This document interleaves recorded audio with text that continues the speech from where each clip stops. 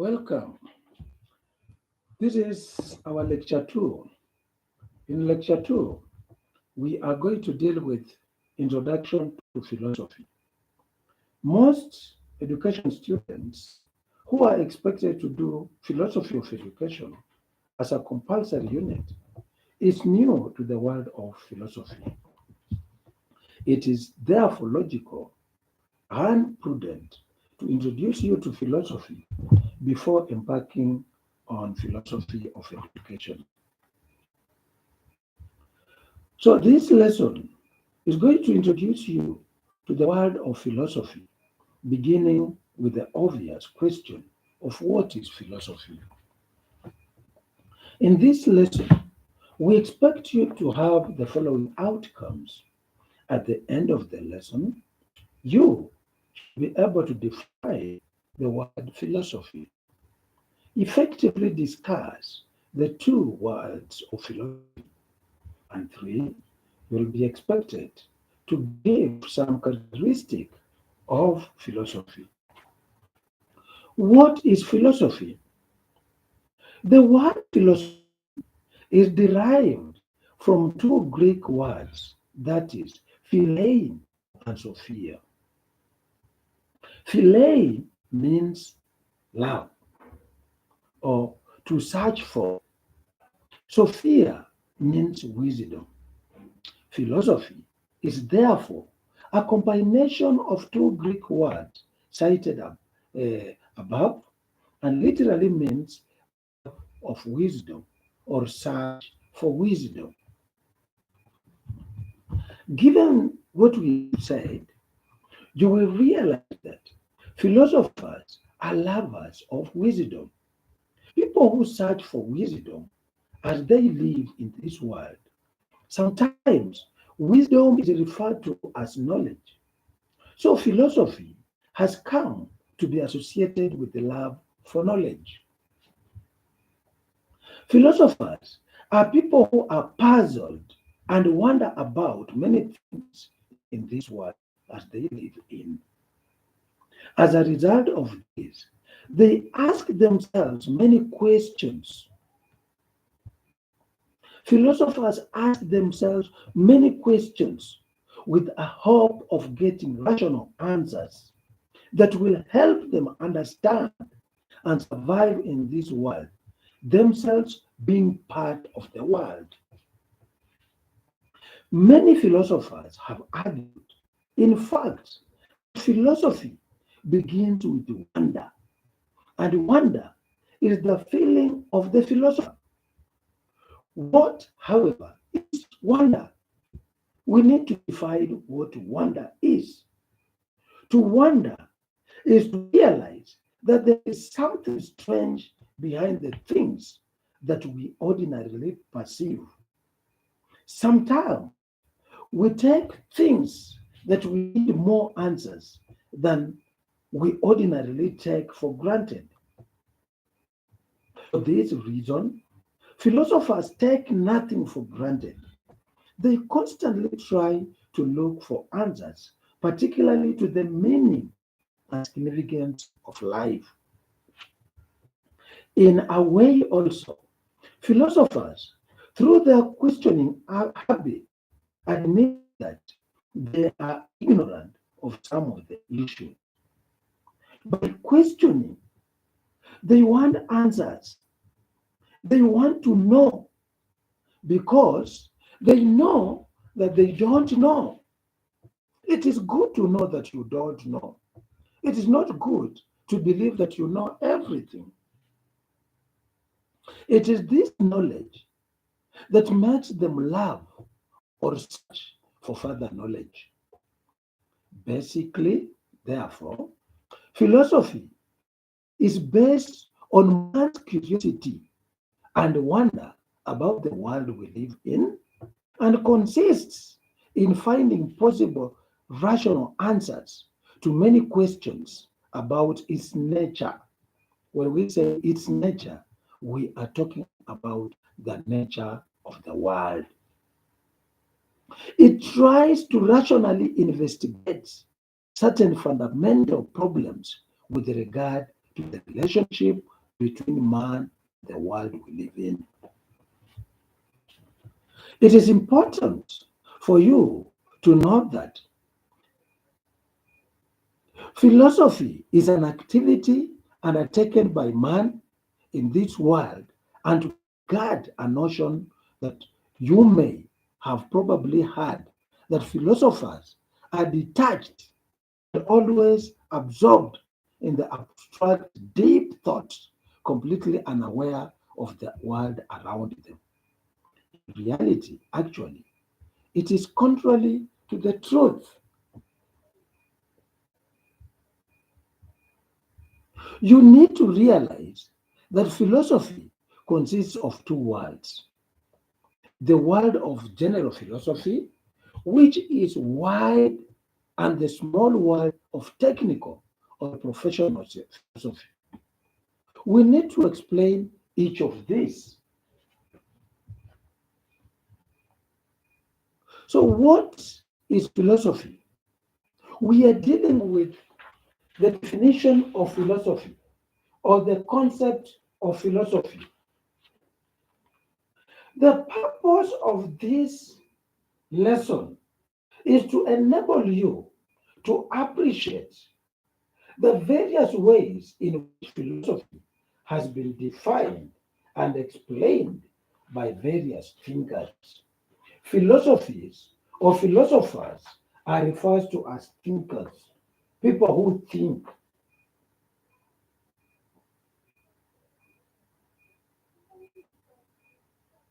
So, what is philosophy? From your own reading, I want you to collect about 3 to 4 definitions of philosophy. So, what am I saying? I want you to read using your online sources, using your internet, using your phones. I want you to read and come up with 3 to 4 definitions of philosophy. After coming up with those definitions, I want to ask you to study those definitions and pick out all issues that appear to be common in most of them. Then use those issues to develop your own definition of the word philosophy.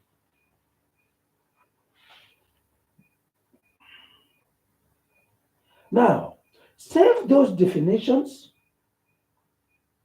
I want you to save those definitions somewhere in such a way that you can always access them anytime you wish to get them. Now, after that, I want you to share your views on what a precise yet comprehensive definition of philosophy will be.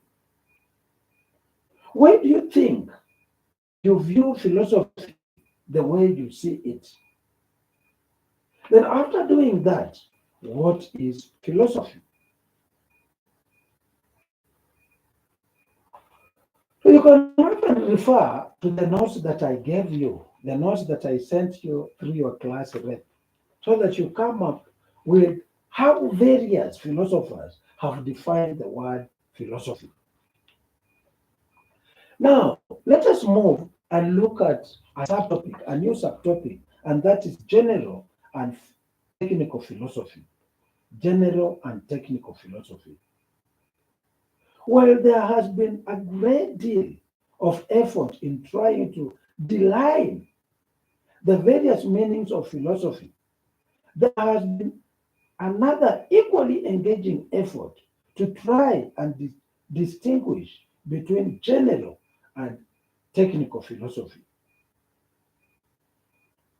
In this section, we want to examine the nature of this distinction. Now, let us start at the world wide or the wide world.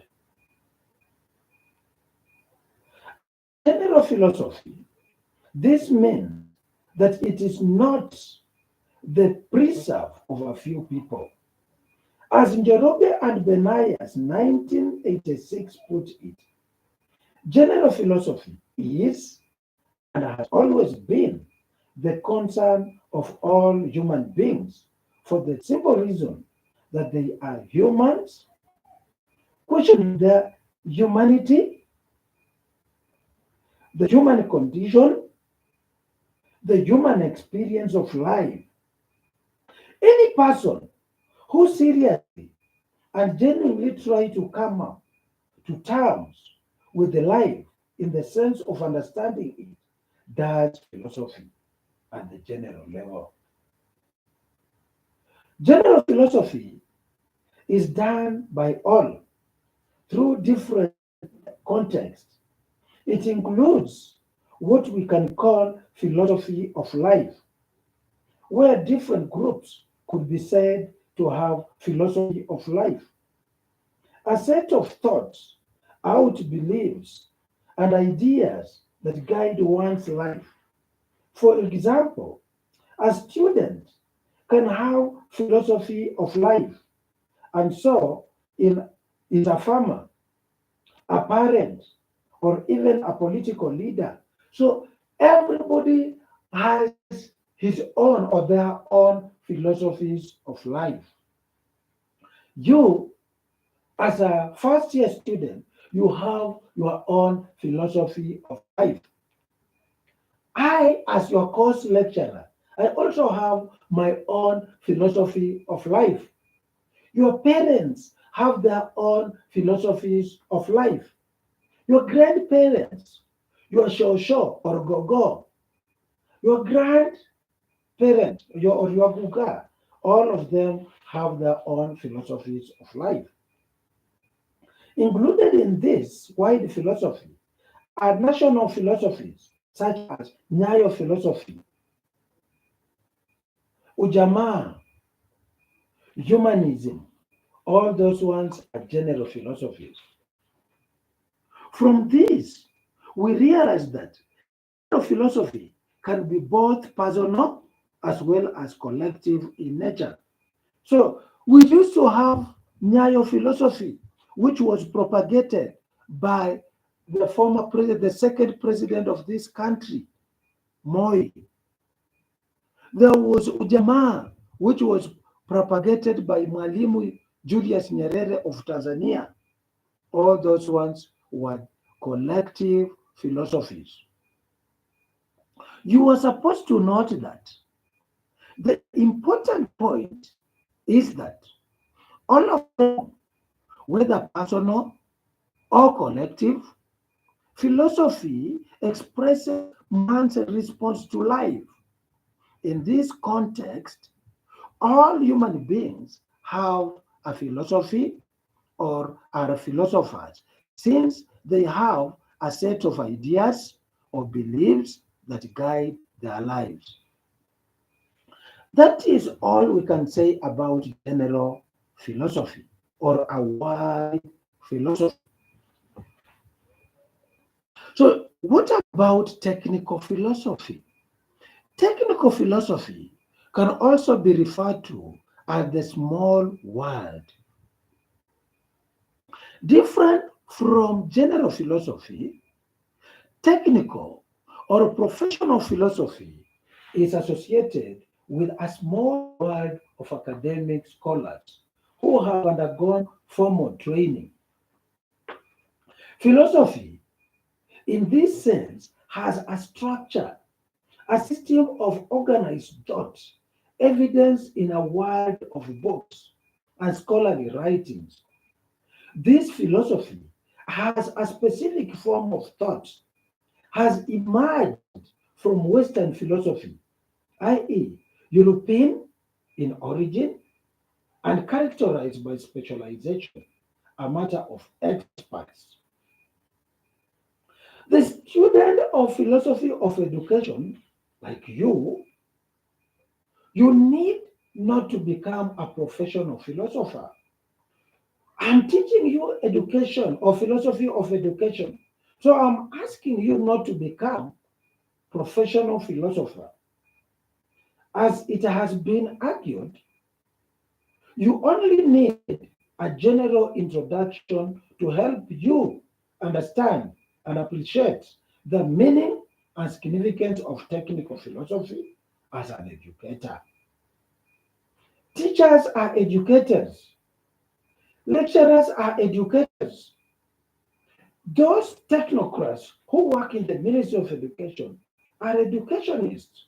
Most of them are educationists. They have undergone formal training in education. So, in our next lesson, we shall have a content on technical philosophy, which will help you understand more about technical philosophy. So, let me give you the difference between general philosophy and technical philosophy. The difference between general philosophy and technical philosophy.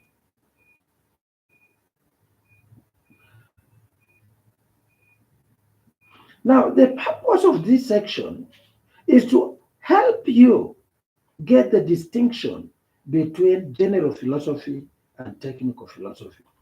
And I told you that we are going to go CBC way.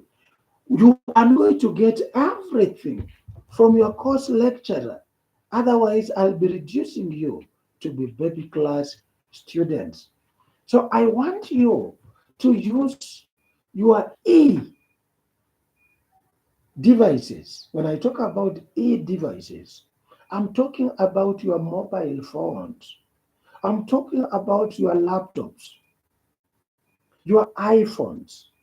Use those devices to get us the difference between general philosophy and technical philosophy. I want you to use your devices and get us the distinction between general philosophy and technical philosophy. Before we end this lesson, let me give you a few questions for your reflection. Are you ready? Are you ready with your pens and papers? Question one: who of the following is not regarded as one of the ancient philosophers? Who of the following is not regarded as one of the ancient philosophers? A. Plato. B. Socrates. C. Aristotle. D. R.S. Peters. I repeat, who among the following is not regarded as one of the ancient philosophers? A. Plato. B. Socrates. C. Aristotle. And D. R.S. Peters. Question 2. Philosophy is partly any of the following apart from one. Philosophy is partly any of the following apart from one. Which one? A. A method. B. A theory. C. Academic discipline. And D. Mode of thought. C. Question 3. Question 3. Below are some of the characteristics of general philosophy, except below are some of the characteristics of general philosophy, except A. Started with the age of writing. B. Covers all areas in all fields. C.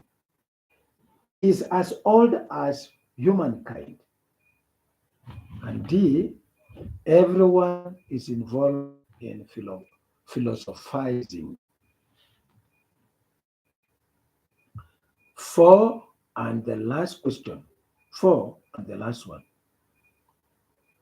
The following are characteristics of technical philosophy, except the following are characteristics of technical philosophy, except A. Held by specialists. B. Uses ordinary language as in daily use. C, formalization, and D, westernization. Now that marks the end of our lesson today. Up to the next time, bye.